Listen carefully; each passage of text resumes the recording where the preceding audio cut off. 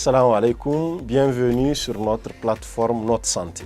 Alors, on va poursuivre aujourd'hui, nous allons donner les mesures préventives pour éviter de contracter une infection urinaire et ou vaginale.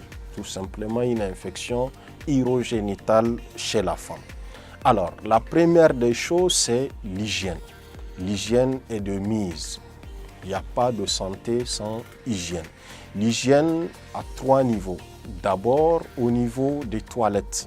Malheureusement, c'est la manque, surtout dans notre contexte où souvent on vit dans des cours communes avec des toilettes communes qui sont très mal entretenues. Par exemple, lorsque vous vivez dans une cour commune où vous n'avez pas votre propre toilette à vous, ce que vous pouvez faire, vous pouvez utiliser votre pot. Vous allez l'utiliser au besoin, vous finissez, vous lavez, vous mettez de côté. Le deuxième aspect, toujours par rapport à l'hygiène, c'est l'hygiène corporelle, l'hygiène de la personne elle-même. À ce niveau, là où je voudrais insister, c'est par rapport aux ongles.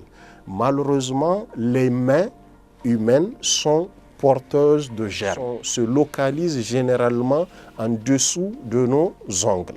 Donc ce qu'il faut comprendre, c'est que c'est très important de prendre soin de ces ongles, de ne pas les laisser pousser au-delà en tout cas d'une certaine limite et de savoir les tailler régulièrement. Il faut également savoir que une certaine hygiène doit être entretenue au niveau de ces organes génitaux, notamment au niveau de la vulve.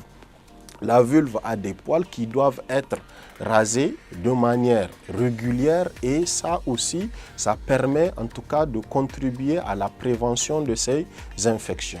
Autre chose qu'il faudra ajouter, c'est d'éviter de coucher ou bien de dormir avec les sous-vêtements. Parce que les sous-vêtements, surtout d'autres natures, vont malheureusement empêcher la circulation de l'air et ça ne va pas permettre à la vulve d'être suffisamment aérée. Et lorsque la vulve n'est pas suffisamment aérée, qu'est-ce qui va se passer? Ça favorise le développement des germes, d'où l'utilité ou la nécessité d'éviter carrément de dormir avec des sous-vêtements pour permettre à la vulve d'être aérée. Prochainement, nous allons parler de comment faire la toilette intime dans la pratique et à quelle fréquence il faut la faire, surtout pour notre numéro d'aujourd'hui. Merci de vous abonner à notre chaîne YouTube et à notre page Facebook pour ne pas rater nos prochaines vidéos.